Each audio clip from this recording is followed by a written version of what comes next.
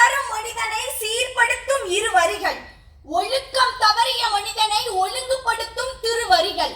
மனிதனுடைய வாழ்க்கைக்கு தேவையான அனைத்து அறக்கருத்துக்களும் நிறைந்திருக்கும் ஓர் அறிவு பட்டகத்தை இயற்றிய வள்ளுவர் அறிஞரா கவிஞரா என்று ஆராய்ந்து பார்த்தால் நிச்சயம் நான் கூறுவேன், வள்ளுவர் அறிஞர். வள்ளுவர் அறிஞர் என போற்றப்படுவதற்கு காரணம் என்ன என்று என்னோடு சேர்ந்து சிந்தியுங்கள். தனிப்பட்ட மனிதனுடைய வாழ்க்கைக்கு தேவையான கருத்துக்கள், பண்பட்ட இல்லறத்திற்கு தேவையான கருத்துக்கள், பண்பட்ட மேம்பட்ட சமுதாயத்திற்கு தேவையான கருத்துக்கள், நடுநிலையான ஆட்சிக்கு தேவையான விதிமுறைகள், இவை அனைத்தையும் அறம் பொருள் இன்பத்தின் வாயிலாக அறிவியல் அறக்கருத்துக்களோடு கூறியதன் விளைவாகத்தான் காலம் கடந்து இன்றைக்கு வள்ளுவர் ஓர் அறிஞராக போற்றப்படுகிறார். தன்னுடைய முதல் குறளில் அவர் அறிஞர் என்று கூறும் அளவிற்கு சான்று உள்ளது. அகர முதல எழுத்தெல்லாம் ஆதி பகவன் முதற்றே உலகு. இறைவனை இயற்கையோடு ஒப்பிட்டு அறிவியல் கருத்தோடு ஒப்பிட்டதன் விளைவாகத்தான் வள்ளுவர் அறிஞராக போற்றப்படுகிறார். உலகம் உருண்டையானதா தட்டையானதா என பல நூற்றாண்டுகளுக்கு முன்பு மேலை நாட்டவர்களிடையே பல்வேறு சிக்கல்கள் இருந்தது. உலகம் உருண்டையானது என்ற ஒற்றை கருத்தை சுழன்றும் ஏற்பின்னது உலகம், அதனால் உழந்தும் உழவே தலை. அதாவது உலகத்திற்கு அடிப்படையாக அமைவது உழவு தொழில் விவசாயம் என்பதும் உலகம் உருண்டையானது என கருத்தை 18-19ஆம் நூற்றாண்டில் கண்டுபிடிக்கப்பட்டதை பல நூற்றாண்டுகளுக்கு முன்பு எடுத்து கூறியவர் வள்ளுவர்.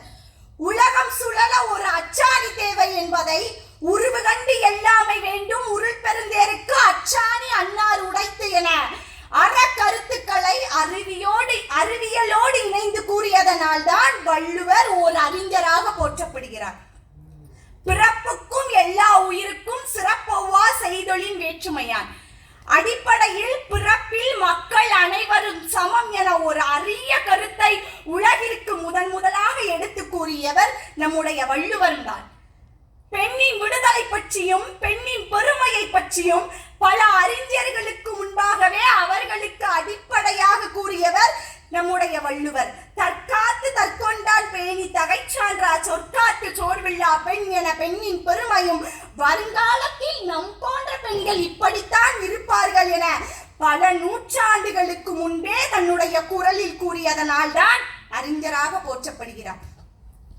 அது மட்டுமா, எண்ணென்ப ஏன எழுத்தென்ப கண்ணென்ப வாழும் உயிருக்கு, அதாவது அறிவியலாகட்டும் கணிதமாகட்டும் இப்படி எந்த துறையை எடுத்துக்கொண்டாலும் அதற்கு அடிப்படையான விதிகளை பல நூற்றாண்டுகளுக்கு முன்பே கூறிவிட்டார். அறிஞர் என்பவர் யார்? முக்காலத்திற்கும் தேவையான கருத்தை, முக்காலத்திற்கும் தேவையான சிந்தனைகளையும் விதிமுறைகளையும் கூறுபவர் தான் அறிஞர்.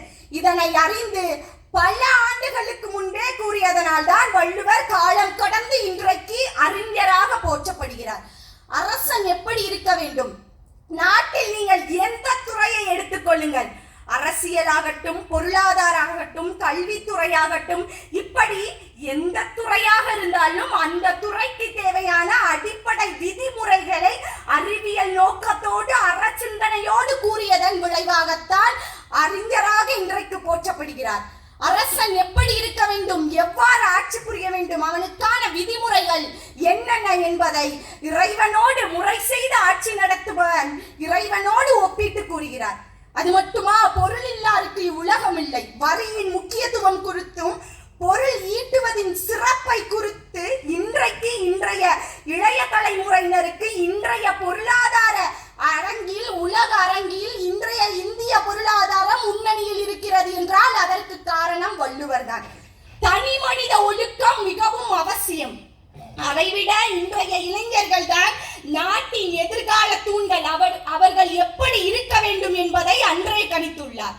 துஞ்சினார் செத்தாரின் வேறல்லர் எஞ்ஞான்றும் நஞ்சுண்பர் கள்ளுண்பர். மது அருந்துவதின் தீமையை பற்றியும் அதனால் ஏற்படும் விளைவுகள்